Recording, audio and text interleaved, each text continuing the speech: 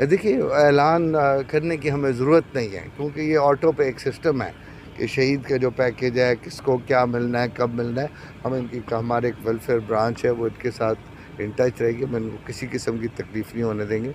Paper work भी हम खुद करेंगे।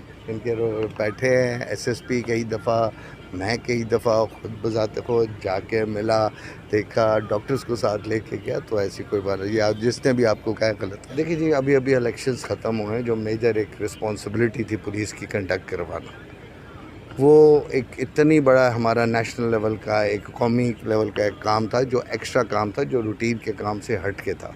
तो डेफिनेटली हमारी एनर्जीज जो भी थी वो डाइवर्टेड थी मुख्तलिफ कामों में।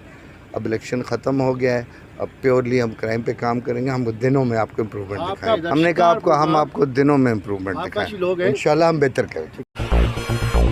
वधीक ख़बरूं ॾिसण लाइ विज़िट कंदा असांजी वेबसाइट www.sindhajraknews.com।